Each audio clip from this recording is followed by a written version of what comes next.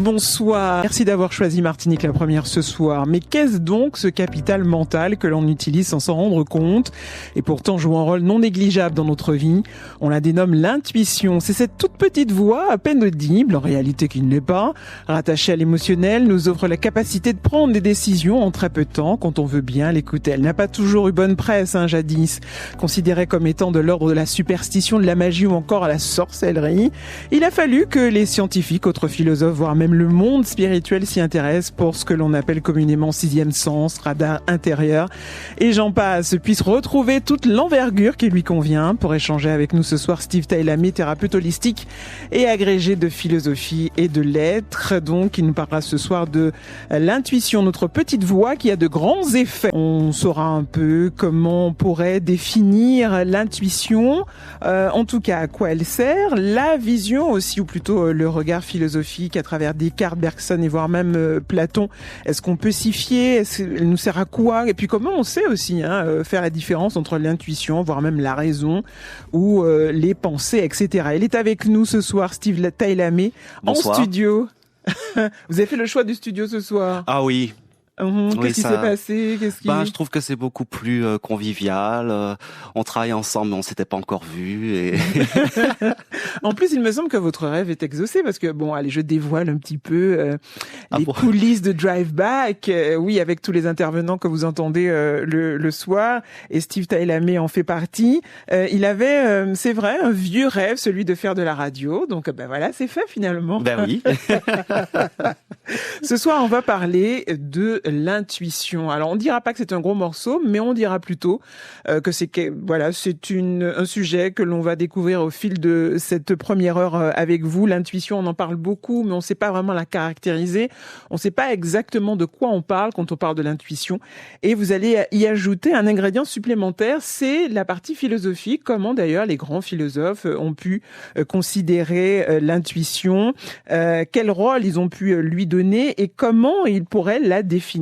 Donc ça va venir enrichir encore notre conversation ce soir avec vous. Steve Tailamé, quand on parle de l'intuition, vous l'utilisez, vous, votre intuition, avant de commencer quand même? Eh bien oui, j'ai appris à l'utiliser, à l'écouter, et dans le cadre de mon activité maintenant, je fonctionne à 90% par intuition. De manière intuitive? Oui, de façon intuitive. C'est pas toujours facile de l'utiliser comme ça, qu'à 90%, c'est énorme déjà quand même. Oui. Alors c'est sûr que en raison de toutes les pensées du mental, de nos émotions et tout ça, l'intuition est beaucoup plus difficile à ressentir pour soi, pour les choix qu'on doit faire ou ce qui nous concerne, que pour les autres. Quand on est dans le cadre d'une activité, d'un travail, et qu'on a appris à canaliser son intuition, il n'y a pas tous les filtres, surtout quand c'est des gens qu'on ne connaît pas, il n'y a pas tous les filtres qui font justement qu'on a du mal à écouter pour soi-même, à être à l'écoute pour soi-même. C'est vrai. Mais ça demande quand même, en tout cas pour moi, ça a demandé quand même tout un apprentissage aussi. Une certaine pratique. Une pratique, oui. Et on verra aussi d'ailleurs comment on peut la cultiver, comment on peut faire vivre cette intuition ou cette intelligence intuitive. Comment d'ailleurs on pourrait l'expliquer? Parce qu'on va commencer par ça, pouvoir la définir, pouvoir lui donner des contours, voire même une couleur donc à cette intuition. D'ailleurs, je ne sais pas si elle a une couleur. Vous qui êtes thérapeute holistique, quelle couleur vous pourriez lui donner sur la palette qui existe? Je dirais rouge vif. Alors, pour moi, elle serait plutôt justement translucide et transparente. Ah, c'est bien, c'est vrai. Vous avez raison. C'est plus une clarté.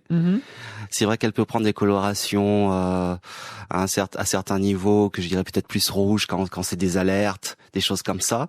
Mais justement par rapport au mental, au raisonnement qui est avec plusieurs des méandres, des déductions, plusieurs étapes, l'intuition c'est quelque chose de direct. Et la véritable intuition, elle est claire et assez sobre. Elle est claire et assez sobre. Alors, comment on pourrait l'expliquer, l'intuition? C'est quoi? Alors, la définition basique, c'est un mode de connaissance, de pensée qui est perçu de façon immédiate, sans qu'on ait à passer par le raisonnement, la réflexion. Donc, c'est-à-dire que c'est un savoir, une perception mentale, mais qui arrive sans qu'il y ait eu de déduction. Qui arrive comme ça, de manière brutale, Oui. Subrepticement, on a comme un éclair de génie, quelque chose qui arrive, paf, qui nous dit « fais ci ». Voilà, ou ne fais pas, ou ne fais pas, ou qui vont nous permettre. Alors, on distingue l'intuition. Alors, je vais employer des grands mots. Suprarationnel et puis infrarationnel. Alors, infrarationnel, c'est pour des petites choses, ce serait le synonyme du flair. Et puis, ce qu'on pourrait appeler l'intuition suprarationnelle, ce serait plus l'inspiration. Et donc, l'intuition, c'est je sens ou je sens pas telle personne, je sens ou je sens pas telle maison que je visite pour y habiter. Et on n'a pas d'explication. Par exemple, vous êtes en train de visiter des appartements, et il y a un appartement qui correspond complètement à tous les critères de ce que vous pourriez chercher. Et en fait, vous le sentez pas. Et pour certaines personnes, ça va être la petite voix intérieure. D'autres vont avoir une sorte de sensation physique qui les empêche d'aller scier. Voilà, ils peuvent avoir la chair de poule, c'est ça. Avoir chaud, ou c'est ça. Sentir une énergie, quelque chose de très particulier dans ce domicile, et se dire ah non, j'y vais pas. Mais là, est-ce que la personne écoute l'intuition? Voilà. Alors, quand même, par rapport à ce que vous disiez, ça vient pas forcément du fait qu'il y a quelque chose de négatif dans l'appartement, hein, mais le corps va dire. Voilà, on va pas sentir l'élan. Et c'est vrai qu'on n'est pas forcément à l'écoute. Selon qu'on soit plus ou moins à l'écoute de son mental, qu'on ait plus ou moins l'habitude de fonctionner à partir du mental et de ses arguments, ou plus de façon intuitive, c'est-à-dire à partir de son ressenti, eh bien on va l'écouter ou pas. Et très souvent on ne l'écoute pas, c'est un peu ce que vous dites aussi. Très souvent on ne l'écoute pas. Et je dirais qu'une des raisons pour lesquelles on l'écoute pas, c'est que quand on est en famille, en couple, c'est très difficile de justifier son intuition. Donc, vous voyez monsieur et madame qui visitent, madame ne sent pas, mais elle peut pas expliquer pourquoi. Et comme on n'est pas habitué à fonctionner à partir de l'intuition, dans la discussion, dans l'argumentation, l'intuition n'a pas d'argument. Oui, il n'y a pas d'argument. Et puis, on est très cartésien aussi. Il faut qu'on puisse voir. On est un peu comme des saint Thomas. Il faut voir. Et puis, c'est quoi cette petite voix qui vient non plus, quelquefois, clamer du non-sens à l'intérieur de notre cerveau, à l'intérieur de notre tête? On ne peut pas imaginer qu'il y ait une troisième voix, entre guillemets, si on est deux, par exemple, en couple, qui viennent nous dire de faire tel ou tel choix. Ça paraît quand même de l'ordre du surnaturel. Du surnaturel. Oui. Alors ça, c'est toute une question, justement, de la représentation qu'on en a. Et vous avez un philosophe comme Platon. Pour Platon, il n'emploie pas le mot intuition, mais il en parle énormément. Pour Platon, l'intuition, c'est juste l'âme qui a une saisie immédiate de la vérité, de la réalité, au-delà du corps. Donc c'est pas quelque chose d'extérieur. Mais tous les philosophes dont je vais parler là montrent bien qu'en fait cette chose-là qui semble être perçue même pour celui qui reçoit l'information de façon surprenante, en étant surpris, ça semble extérieur, mais c'est une faculté qui est effectivement extérieure au mental, donc au discours habituel qu'on a dans nos pensées, et qui va se manifester effectivement. Alors, il y en a, on parle de clairaudience, donc ça va plus se manifester par effectivement des phrases comme ça qui viennent. C'est pas des voix, hein, c'est vous avez une pensée qui vous vient, mais avec une fréquence, une façon, une espèce de force, de puissance, comme un flux qui est là, présent. C'est ça. Et on se dit waouh, c'est qui pense ça en moi? Et parce que, et en fait, alors bien sûr, on pourrait parler de guide, etc., mais en restant simplement au niveau scientifique et philosophique, on n'a pas besoin d'évoquer une intervention extérieure. Tout se fait sans qu'il y ait quelque chose qui vienne interférer, sans interférence. Voilà, c'est vrai que les philosophes parlent souvent de ça. Par exemple, Pascal, il parle de l'esprit de finesse par rapport à l'esprit de géométrie, le cœur et la raison. Et pour Pascal, l'esprit de finesse, on pourrait le rapprocher de l'intuition. Et c'est quelque chose, c'est ce qui nous permet de saisir tout d'un coup une chose d'un seul regard, il dit, et non pas par la progression d'un raisonnement. Et il dit que la raison ne comprend pas le cœur. Le cœur, quand il dit le cœur a ses raisons que la raison ne connaît pas, il parle pas du cœur qui tombe amoureux, tout ça. Hein, c'est le cœur qui sent, qui sait. Et les vérités du cœur ne sont pas compréhensibles par la raison. Alors pourquoi je parle de ça? C'est-à-dire que là, ce que Pascal montre, notamment, c'est que, eh bien, nous avons une faculté en nous qui est distincte de la raison et qui peut nous surprendre parce que ce qu'elle nous dévoile, notre raison ne le comprend pas, parce que la raison ne trouve pas des explications, des raisons qui donnent raison, qui justifient ce que le cœur nous dit. Parce que la raison se base aussi sur le physique. La raison, c'est ça, elle se base sur le physique, sur ce qui se voit, sur ce qui se voit. Sur ce que l'on peut toucher, sur ce que l'on peut, oui, c'est ça, voir. Ce qu'on a expérimenté aussi. Tout à fait, sur les expériences. Donc la raison ne peut pas donner de signification probante à ce qui se passe par rapport à l'intuition. Par contre, l'intuition, on disait tout à l'heure que c'est de l'ordre du surnaturel, presque. Hein, c'est parce que c'est quelque chose qu'on ne peut pas réellement expliquer et qui arrive comme ça par les pensées, qu'on ne peut pas vraiment à laquelle on peut pas donner l'intuition une sorte de forme, même si vous avez donné une couleur tout à l'heure translucide. C'est sans forme, justement. Voilà, il n'y a pas de forme, il n'y a pas... comme on aime raisonner, comme on aime bien aussi être cartésien, toujours trouver des logiques, toujours trouver des réponses. L'intuition, par contre, c'est vrai que, comme vous l'avez dit tout à l'heure, il y a une certaine finesse. Voilà, il y a une certaine finesse à pouvoir l'expliquer. Il est avec nous ce soir, Steve Tailamé, thérapeute holistique, mais aussi agrégé de philosophie et en lettres. Nous parlons de l'intuition. Donc, vous avez déjà un petit peu expliqué ce que disait Platon, voire même Pascal. Il y a encore d'autres philosophes qui ont pu donner une signification de ce qui était pour eux l'intuition. Alors, explication, oui. Alors, j'ai envie de parler de Descartes aussi. Hein. Vous avez dit tout à l'heure, on est cartésien, oui. Mais Descartes lui-même, il accordait une grande importance à l'intuition. Et j'en parle brièvement parce que, par exemple, il dit, on sait intuitivement que 1 plus 1 font 2. On peut pas prouver ça. C'est une intuition de la raison. C'est une intuition qui s'impose. C'est quelque chose dont on ne peut pas douter. Ce qui est. Ce qui c'est. Et donc on appelle ça en sciences ou en mathématiques les axiomes. C'est des choses qu'on pose comme des vérités. C'est évident. Alors pourquoi je dis ça? C'est parce que il n'est pas le seul. Et il y a Einstein aussi après. Enfin, beaucoup de scientifiques. Pascal lui-même, quand il dit le cœur a ses raisons que la raison ne connaît pas, il est scientifique. Pascal montre que l'intuition a un rôle aussi dans tout ce qui est recherche scientifique.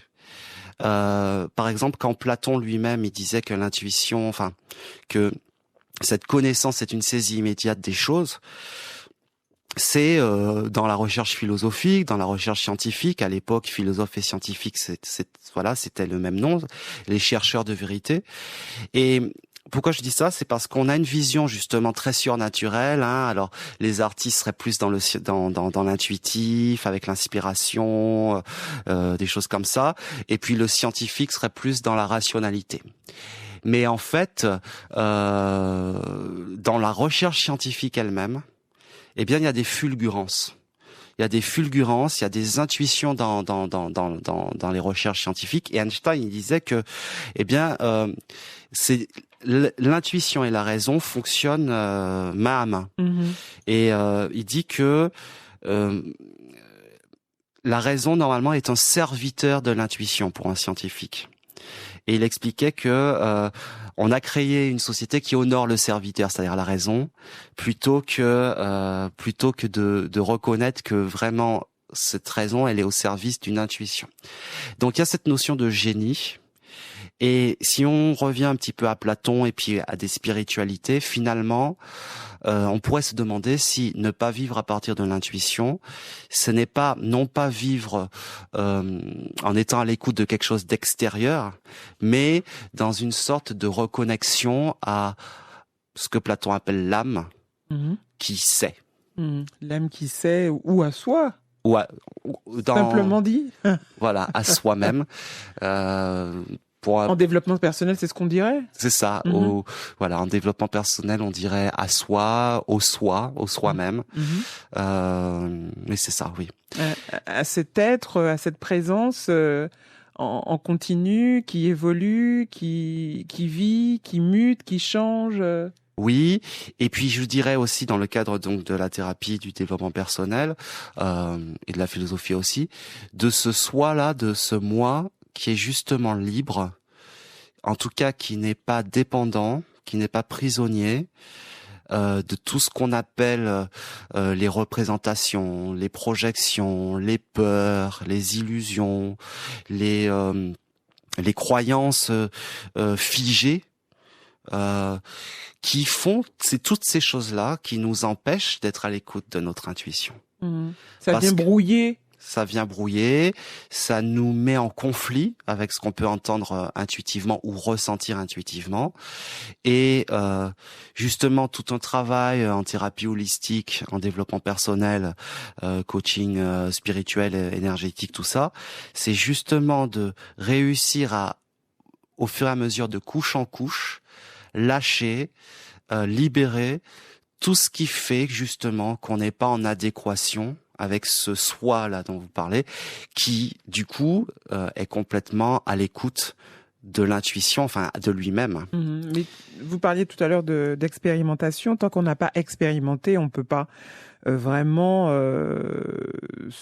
s'appuyer sur l'intuition. Donc on est obligé de passer par l'expérimentation. Et qu'est-ce qui permet d'expérimenter et de donner une certaine valeur à l'intuition? C'est quoi? C'est la vie, c'est notre vie. Et pourtant, quand on décide de l'écouter, on voit les résultats. Quand on décide de ne pas l'écouter aussi, on voit les résultats. Et pourtant, certains continuent à toujours ne pas l'entendre, ne pas vouloir l'entendre et ne pas avoir non plus la volonté de comprendre pourquoi l'intuition peut aider à forger sa vie ou à lui donner le sens qu'on aurait souhaité. Oui, c'est vrai que alors par rapport à ce que vous disiez, c'est vrai que c'est avec l'expérience qu'on peut vérifier, constater, comprendre, même donner du sens à ses ressentis. C'est l'expérience. Quand on écoute son intuition une fois, 2 fois, 3 fois, parce que c'est finalement quand on l'écoute et qu'on voit pourquoi que c'est plus convaincant. Quand on l'écoute pas et que ça va pas, bon, c'est un petit peu moins, ça donne moins des confirmations quand même. Mais ce qui fait que malgré tout, on peut rester dans le mental, c'est parce tout est fait pour que nous fonctionnions à partir du mental. C'est-à-dire que la conscience collective, en tout cas en Occident, est une conscience qui fonctionne de façon rationnelle. Et ce qu'il y a d'intéressant avec ça, c'est que la raison met tout le monde d'accord. On doit faire ça, il faut faire ça c'est normal, ça c'est pas normal, ça toutes les injonctions qu'on connaît aujourd'hui, voilà. dont on parle beaucoup en ce moment. Ça c'est sûr, ça ce ne l'est pas. Si on fait ça, c'est dangereux. Si on fait autrement, bah c'est plus sécure. C'est bien, c'est mal. À 30 ans, on a ça. Bon, des choses figées qui mettent tout le monde d'accord. Et l'intuition, je dirais que l'intuition, bah c'est l'individuation. Quand j'écoute mon intuition, je suis obligé d'être dans une individuation.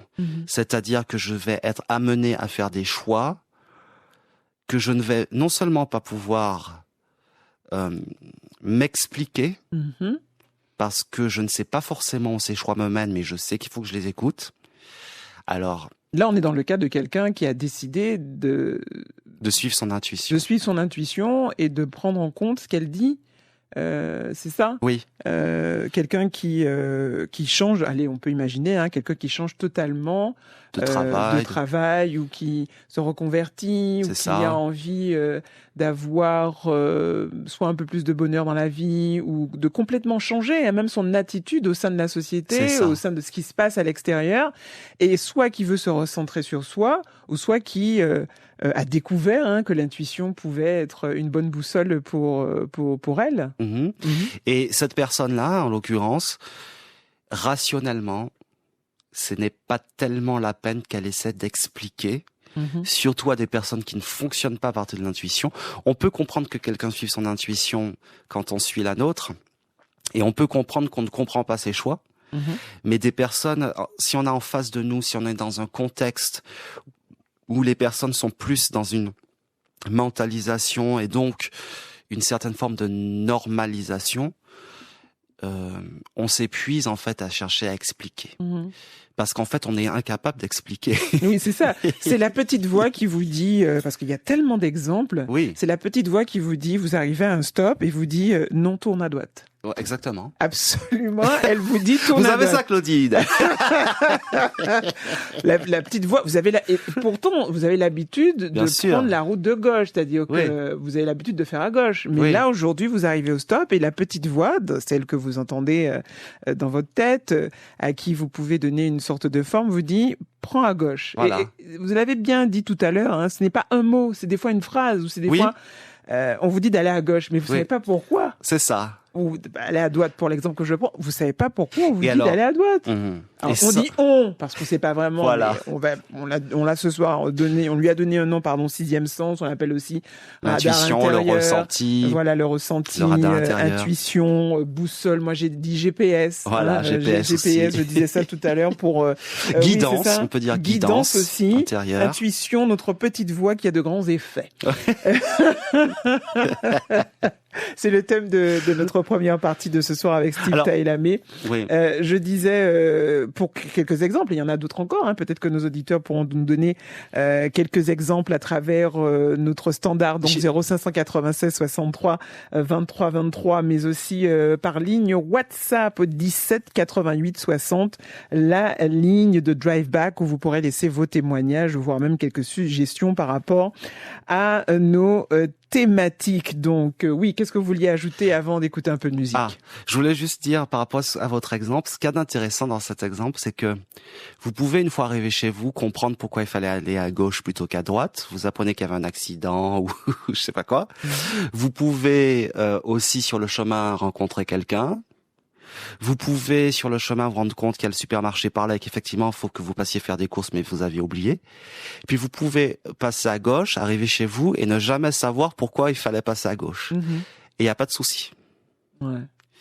Et c'est ça aussi, apprendre à suivre son intuition, c'est savoir ne pas tout comprendre. Est-ce que vous avez déjà imaginé, par exemple, que la planète puisse suivre son intuition? Mais là, ça changerait tout. Ce serait beaucoup plus fluide, je crois. Peut-être. C'est vrai? Oui. Parce qu'au moment où moi je vous parle, vous-même vous parlez, notre intuition est toujours en activité. C'est quelque chose qui ne s'arrête jamais, c'est tout le temps. Qui nous dit de faire ci, qui nous dit de faire ça, qui nous dit de prendre des décisions. Par exemple, tous ceux que l'on connaît qui travaillent en bourse, etc., ils doivent avoir le flair, ils doivent aussi, on appelle ça flair, l'intuition aussi. Dans un instant, ils doivent se décider, est-ce que je fais, est-ce que je prends pas, est-ce que j'achète, est-ce que je n'achète pas, qu'est-ce que je fais, est-ce que je laisse tomber, ou est-ce que... Donc, c'est aussi un élément intéressant. Dans les affaires, les businessmen, etc. Mais les plus grands businessmen sont souvent des gens très intuitifs. Parce que dans le business, dans les affaires, pas forcément la bourse, dans le commerce, etc., il y a des choix qu'on fait. C'est pas forcément des choix rationnels alors ils vont pas employer ces mots-là, mais quand vous parlez avec des gens qui sont dans l'abondance et que vous vous rendez compte très souvent, et eux-mêmes ils le disent, qu'ils fonctionnent alors c'est un mot qu'on n'a pas encore employé, au feeling. Au feeling, au pif. Voilà. Et le feeling, le pif, c'est pas pareil. C'est pas tout à fait pareil. C'est pas la même chose. Mais au pif, et le feeling, c'est là qu'on se rend compte que l'intuition est très utile aussi pour des choses très pragmatiques. Et voilà. Donc On a beaucoup rapporté le féminin à tout l'intuition à tout ce qui est beaucoup plus féminin. On parle de l'intuition féminine avec tout ce qui est associé, les arts. Et puis on a fait comme si il y avait un monde à côté qui était plus masculin, qui était plus mental, sérieux, réflexion, ancré dans la matière. Et en réalité, c'est pas du tout comme ça que ça fonctionne. Donc c'est un guide qui est là depuis la tendre enfance. Juste au moment où on commence à comprendre que l'intuition, on peut l'utiliser, qu'on commence à comprendre que cette capacité que l'on a d'avoir des infos et qu'on ne sait d'où ça sort, qu'on puisse l'utiliser dans notre propre vie, qu'on puisse venir intervenir. C'est ça, hein, on vient intervenir un peu sur la logique de notre vie aussi. C'est-à-dire que, quand vous parliez tout à l'heure de ce qu'on retrouve dans la société, hein, c'est-à-dire tous les schémas qui sont déjà construits et quelquefois qu'on ne peut pas déconstruire, hein, puisqu'on est cartésien, donc il faut faire ci, il faut faire ça, il faut avoir l'étape ABC, voilà, après ça, droite c'est gauche, se marier, avoir des enfants, etc., etc. Et là, avec l'intuition, ça vient complètement changer un peu quelquefois les projets qu'on avait prévus. Si on prend la peine de s'y intéresser. C'est ça. C'est-à-dire que la vie, c'est vrai que la vie de quelqu'un qui suit son intuition et la journée aussi, déjà c'est très difficile de prévoir. Parce que quand on est habitué à suivre son intuition, on est beaucoup dans l'instant présent. Et c'est vrai que ça peut sembler très, pour une pensée rationnelle, très chaotique. Mais c'est chaotique pour qui? C'est chaotique pour un esprit qui veut tout ranger. Et je dirais que l'intuition, il y a un philosophe qui en parle aussi. Alors, il en parle par rapport à l'instinct des animaux. Il dit, on met l'homme au-dessus de l'animal parce que c'est Montaigne, parce qu'il utilise sa raison et les animaux utilisent l'instinct. Mais il dit, mais les animaux ont beaucoup plus de chance que nous. Ils savent exactement ce qu'il faut faire quand. Et il dit, mais cette histoire de mettre, on est au XVIe siècle, hein, de mettre l'homme au-dessus de l'animal parce que l'animal fonctionne à l'instinct et l'homme à la raison, il dit, mais c'est n'importe quoi en fait, parce que c'est la puissance de l'animal que d'être régi par l'instinct. Et là, j'ai envie de dire que l'intuition, c'est aussi l'instinct, notre instinct, on pourrait employer ce mot-là aussi, et que dans un sens, pour revenir à ce que vous disiez, c'est être pleinement soi-même. Voilà, c'est ça. Se réaliser. Naturellement. Naturellement, j'aime bien le mot naturellement, sans artifice, c'est sans maquillage ou sans masque. 20h, 22h, Drive Back sur la première. Merci d'avoir choisi l'émission Drive Back pour continuer votre soirée en écoutant les programmes de Martinique la première.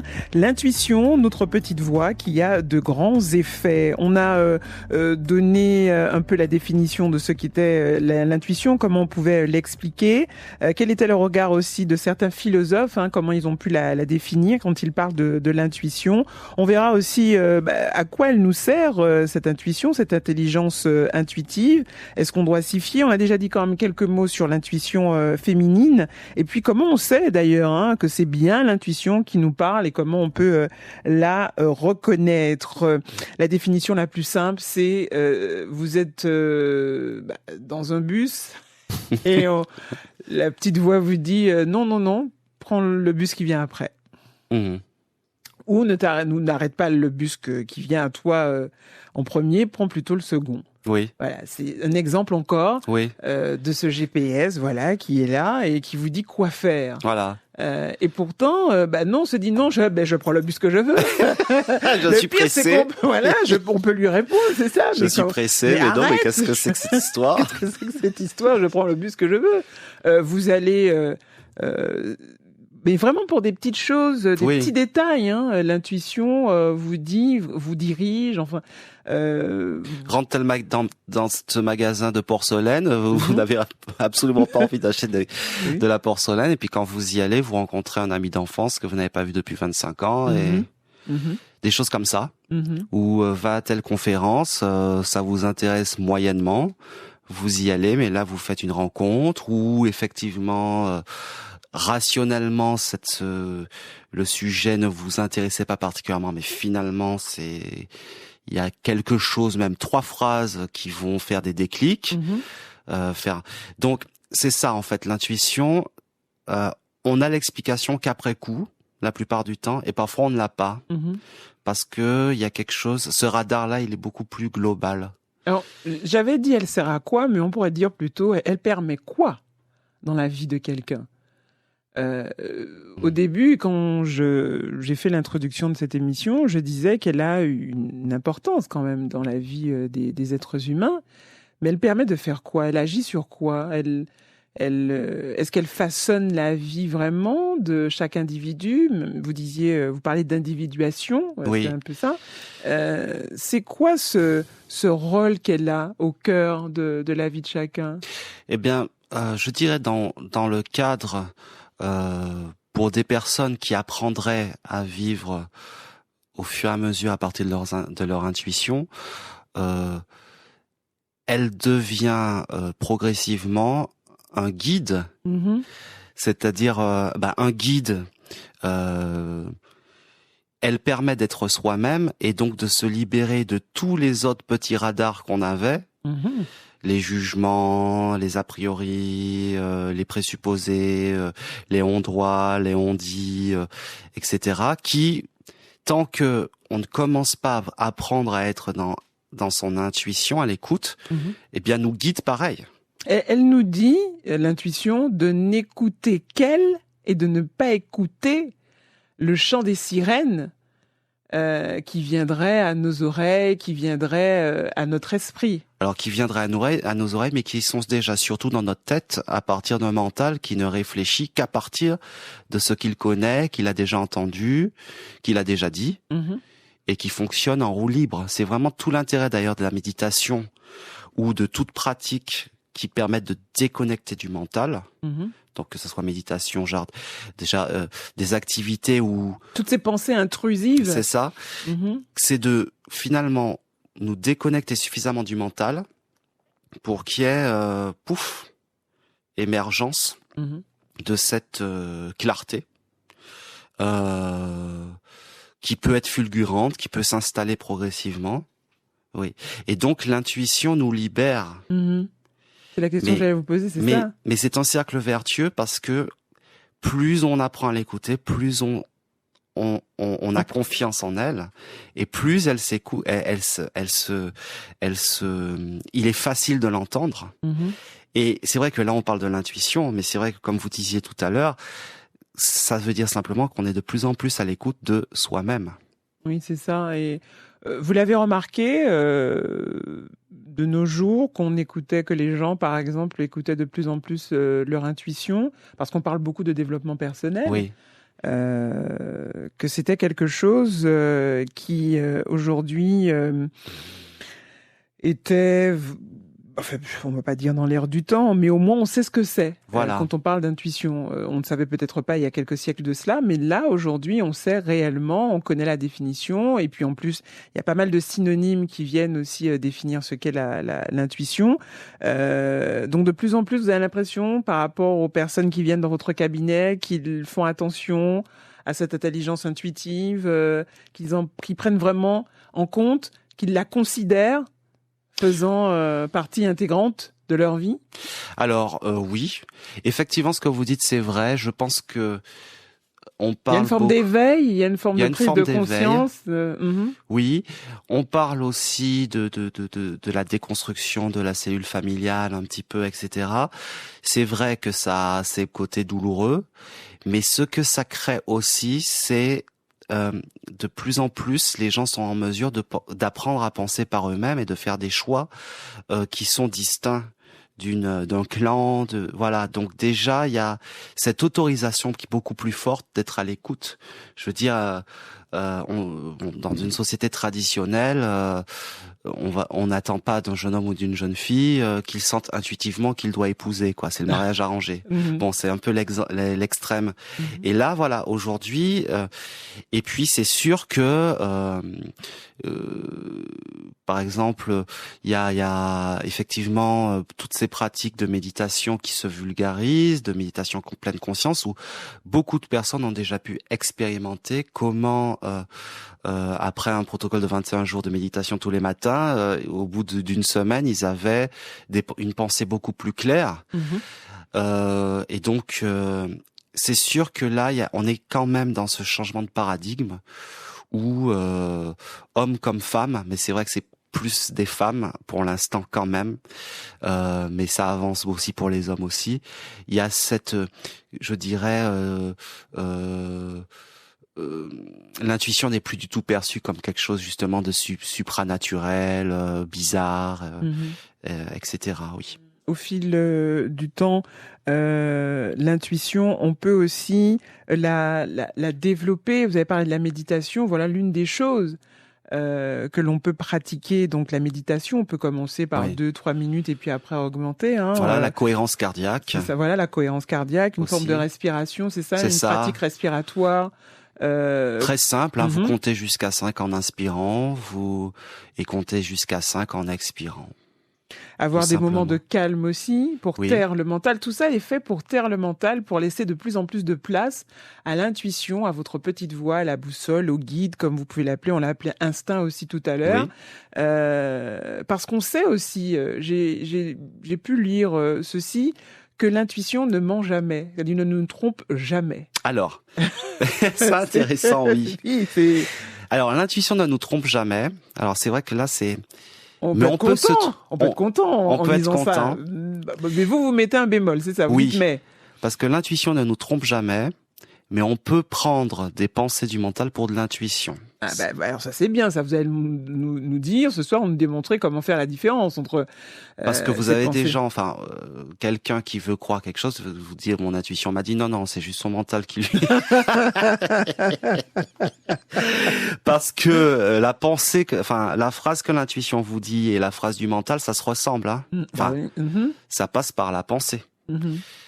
Mais l'intuition a quelque chose de très... de supplémentaire. Oui. C'est-à-dire, dans mon cas, et j'ai entendu ça, il y a quelque chose de très calme, de très impassible.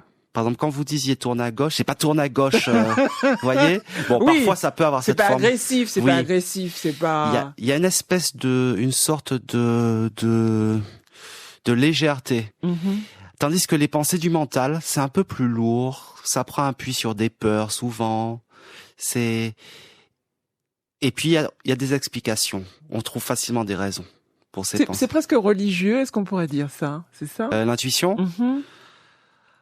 Alors c'est pour ça qu'on peut on rentre pas dans la religion, hein, mais c'est calme, vous l'avez dit, c'est vrai que ça ressemble à la voix d'un ange qui... Oui, c'est... Mais voilà. Ça souffle, ça se pose, et c'est paisible.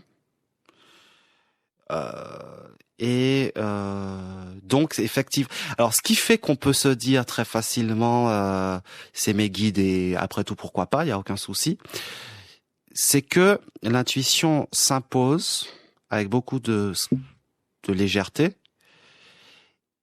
et surtout on se dit mais c'est pas moi qui pense ça, puisque effectivement c'est pas le mental qui le pense. Donc il y a une réaction derrière.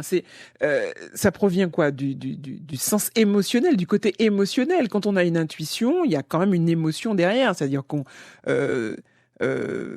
alors oui, vous avez parlé de calme. On peut pas dire qu'on se sent bien. C'est assez neutre quand même, parce qu'on ne sait pas si on se sent bien ou si on se sent mal. Mais il y a une réaction derrière. C'est celle ah bon, pourquoi? On se pose des questions. Et là, c'est le mental. Et là, c'est le mental qui reprend le dessus. Mais la petite phrase d'avant, elle venait quand même d'une intuition. Elle était intuitive. C'est ça. Alors le mental prend le dessus, se pose des questions. L'émotionnel aussi peuvent se réveiller parce que peut-être que l'intuition nous demande de faire quelque chose qui va nous demander beaucoup de courage. Donc Mais c'est vrai que c'est pour ça que je mets beaucoup en avant tout ce qui est pratique méditative, contemplation, parce que c'est dans ce moment-là où le mental est apaisé qu'on peut le plus facilement, quand on n'a pas l'habitude, distinguer ce qui vient du mental et ce qui vient de l'intuition. Personnellement, par exemple, en séance, voilà, je me canalise, c'est clair. Mais moi-même, pour moi-même, je suis pas tous les jours en mesure d'être à l'écoute clairement de mon intuition. Ah bon? Si je suis agité, si j'ai plein de choses à faire ou que il y a quelque chose qui me tracasse la tête, personnellement, un truc à gérer, je vais être plus ou moins réceptif à mon intuition moi-même. Il y a eu un moment les derniers temps où vous n'avez pas écouté votre intuition. Pourquoi vous souriez, vous riez? Je raconte. Non, je vous pose la question. Voilà, dimanche, on avait prévu donc de préparer cette émission et puis le matin je me réveille, je me dis je vais demander à proposer à Claudine qu'on a préparé ça à la forêt. Voilà, c'est ça. Et toute la matinée, j'avais des choses à faire. Toute la matinée, ça me revenait. Et je me disais, mais non, si la dame voulait qu'on se voit, le mental, c'est ça. dit. L'exemple, c'est que le mental a pris le dessus. Vous aviez eu une intuition, vous vous êtes dit pourquoi pas. Alors, est-ce qu'on peut dire intuition ou idée? Parce que là aussi, il faut qu'on fasse la différence. Voilà. Vous avez eu une idée, enfin quelque chose vous est venu à l'esprit comme ça. Vous êtes dit, je vais proposer, mais en même temps, derrière, le mental vous dit, mais non, mais elle a ses affaires à faire. Aujourd'hui dimanche, à quelle heure? Peut-être qu'elle pourra pas. Vous êtes posé plein de questions. Et j'ai pas analysé parce que et c'est vrai que n'analysant pas, j'ai pensé que c'était peut-être une idée. Et puis c'est quand je vous ai dit que j'avais pensé à ça et que vous m'avez dit ça aurait été avec plaisir, etc. Je me suis dit c'était une intuition. Voilà, c'est ça. Il y a eu quand même une espèce de longueur d'onde partagée. C'est ça. Voilà, exactement. Et là c'était pas très important, il y avait pas trop d'enjeux, il y avait pas d'enjeu, mais c'est sûr que voilà, c'est des cas comme ça où on n'écoute pas toutes ces intuitions parce qu'elles sont pas toutes hyper importantes non plus. Mais ça fait partie des petites leçons. Alors on sait maintenant que pour la développer, il faut faire de la méditation, il faut être le plus souvent que possible au calme, faire le mot va me revenir, la respiration. Ça peut être, oui. Voilà. Des exercices respiratoires par exemple. Et les sophrologues d'ailleurs le font très bien. Oui. D'ailleurs nous aurons tout à l'heure une sophrologue avec nous, mais nous parlerons d'une autre thématique. Elle pourra peut-être aussi comme elle le fait à chaque fois, revenir un peu sur les modalités de la respiration, en quoi la respiration nous fait du bien dans le quotidien. Doit-on s'y fier? Oui, c'est ça? Oui. Quand on sait exactement faire le tri. C'est vrai. Du bon grain et du millet. C'est vrai. Oui, parce que entre intuition, idée, pensée et le mental qui vient chapeauter tout ça, on doit s'y fier, mais on doit se fier uniquement à notre intuition. Oui. Pas se fier à toutes les petites choses, les parasites qui viennent autour et on pourrait croire que ça s'apprend. Et mine de rien, je ne pense pas qu'on puisse faire l'économie de l'expérience. On se trompe. Non, finalement, oui, non, c'est vrai que là, c'était pas une intuition transparente, c'était une pensée de peur qui m'a donc j'ai obéi à cette pensée de peur. Ça s'apprend et c'est avec l'apprentissage qu'on apprend à discerner et c'est vrai ce que vous dites, que ça arrive souvent dans un moment de calme, quand vous êtes au volant de votre voiture, vous êtes seul. D'un coup, alors j'ai pris l'intersection, mais ça peut être même sur la route. Oui. Tiens, il faut que je m'arrête, ou tiens, tu as pas acheté telle chose, donc ça arrive comme ça d'un coup. Et vous exécutez, vous ne réfléchissez pas. Parce que le tout, c'est ça, c'est de pouvoir exécuter sans réfléchir, sans se poser des interrogations ou des questionnements, quelquefois, qui n'ont pas de réponse, puisqu'on ne peut pas l'expliquer. Si ça arrive au moment où on nous dit de faire telle chose, c'est qu'il faut le faire. Et il faut le faire pour votre bien, donc vous devez vous y fier. Et vous verrez la différence. Et parfois, les enjeux sont tellement minimes, c'est perdre 10 minutes. C'est voilà. Ça. Et il y a des histoires qui se racontent comme ça. 10 minutes, je suis passé 10 minutes avant, 10 minutes après, il y a eu un accident. ou 10 minutes où j'ai changé d'itinéraire. J'ai rencontré telle personne. J'ai rencontré telle personne, voilà, j'ai fait une rencontre. Alors là encore, l'histoire de rencontre d'une personne, on pourrait l'expliquer par la loi d'attraction, mais ce sera un autre débat. Ah oui, passionnant. Une autre émission. Alors, j'avais envie de dire aussi, parfois, on croit que notre intuition nous a trompés et pas du tout. C'est-à-dire que on peut ressentir profondément de faire quelque chose. Le mental croit que c'est pour une raison. Donc, le mental interprète cette intuition. Ah bah oui, je fais ça pour ça. En fait, c'est pas du tout pour ça. Et parfois, on n'a pas l'explication du pourquoi il fallait faire ça avant un certain temps. Le fait est que souvent, on est amené, notre intuition nous guide à vivre des expériences. Et parfois, ces expériences peuvent sembler être des expériences pas très agréables, mais ces expériences nous apportent une connaissance, une compréhension, une sagesse. Et ces expériences peuvent être très utiles. C'est parfois 1 an, 2 ans après qu'on se dit, ah ben voilà, si j'avais pas vécu cette expérience-là avant, j'aurais pas pu connaître ou vivre. J'aurais pas pu avoir cette compréhension de ce que je vis maintenant là, ou donner tel conseil à telle personne, ou comprendre vraiment, discerner exactement ce que je suis en train de vivre. Donc c'est pour ça que voilà, c'est très subtil tout ce que je dis là. Parfois l'intuition, on se dit qu'elle nous a trompés, mais non. Quand par exemple et ce sera le dernier, puisqu'il est déjà 21h dans 3 minutes, même 2 minutes pour refermer cette émission. Steve Taïlamé avec nous ce soir. L'intuition aussi vous dit d'appeler quelqu'un. Vous dit, voilà, appelle telle personne. Ça arrive des fois. Oui, alors ça, là, on touche même à quelque chose qui est presque de la télépathie parfois. Parce que très souvent, cette personne veut nous appeler. Oui, soit elle veut nous appeler. Alors, moi, ça m'est déjà arrivé d'appeler des gens, me dit, ou bien, voilà, je suis là et d'un coup, appelle telle personne. J'appelle et cette personne me dit, mais comment tu savais que j'allais t'appeler? Je savais la soirée. Non, mais ça m'arrive très souvent. Ça alors moi, ça me fait penser, vous savez, le sentiment océanique qu'on retrouve dans la méditation, ce sentiment de faire partie du tout, ou en tout cas que les limites de son corps vous me regardez bizarre. Non, les limites de son corps. Limites de son corps se subtilisent. Enfin là, on est dans cette espèce de. Donc Romain Rolland, c'est un écrivain qui a parlé du sentiment océanique et Jung a repris ça après. Ce sentiment d'être comme une vague dans l'océan. Quand on est dans ce sentiment océanique-là, on est connecté à quelque chose de soi-même qui est plus grand que les petites limites du mental, du corps, de nos petits savoirs. Et c'est le lien en fait que je ferais.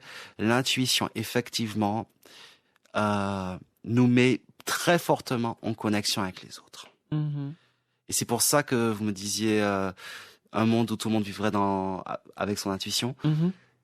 C'est vrai que même si j'ai dit que l'intuition nous amène à être dans une forme d'individuation, pour une société qui fonctionne à partir du mental et du rationalisme, mais d'ailleurs on voit quand on a des amis qui fonctionnent comme nous, c'est fluide. En fait, on se donne rendez-vous. Tout à fait. Et on retombe sous nos pieds, quoi. Même si on prévoit pas grand-chose. Je crois qu'on va s'arrêter sur ça, mais oui, parce qu'il est déjà 21h, Steve Taïlamé, c'est fou comme vous le dites si bien, et merci beaucoup d'avoir été avec nous. Ce soir, vraiment, on a appris beaucoup de choses sur l'intuition. Merci de nous avoir guidés ce soir. Bon. On vous retrouve très bientôt, d'ici d'ici la semaine prochaine.